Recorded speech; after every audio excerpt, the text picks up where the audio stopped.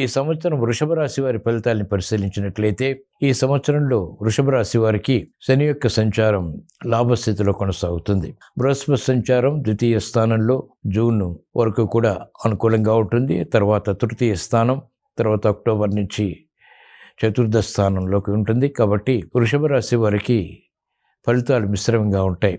స్థిరమైనటువంటి నిర్ణయాల ద్వారా విజయాలు సాధించగలుగుతారు. ఆర్థిక అభివృద్ధి ఉంటుంది. సంకట పరిస్థితులు వచ్చినప్పటికీ ఎదుర్కొనేటువంటి శక్తి సామర్థ్యాలు కూడా వీరికి లభిస్తాయి.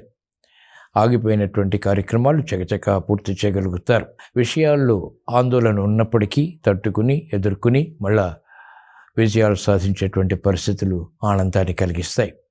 కుటుంబ వ్యవహారాలు కలిసి వస్తాయి. ఆగిపోయినటువంటి కార్యక్రమాలు పూర్తి చేయగలుగుతారు. ఉన్నతమైనటువంటి స్థానానికి ఉద్యోగస్తులు పొందేటువంటి అవకాశాలు ఉంటాయి. స్థిరాస్తి వ్యవహారాల్లో ఆకస్మిక విజయాలు చేకూరుతాయి. దైనందిన కార్యక్రమాలు సజావుగా పూర్తి చేయగలుగుతారు. అభివృద్ధి ఆర్థికంగా ఉంటుంది. ఆరోగ్యపరంగా కూడా ఆనందకర పరిస్థితులు చవిచూస్తారు.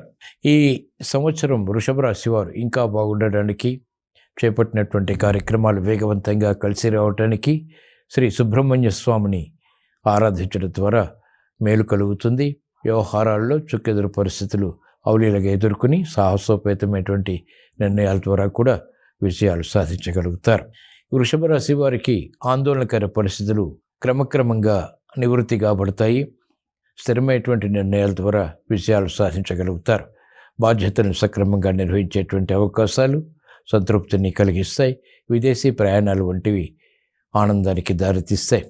క్లిష్ట సమస్యలు వేగవంతంగా పరిష్కరించుకోగలుగుతారు. అభివృద్ధి కొనసాగుతుంది.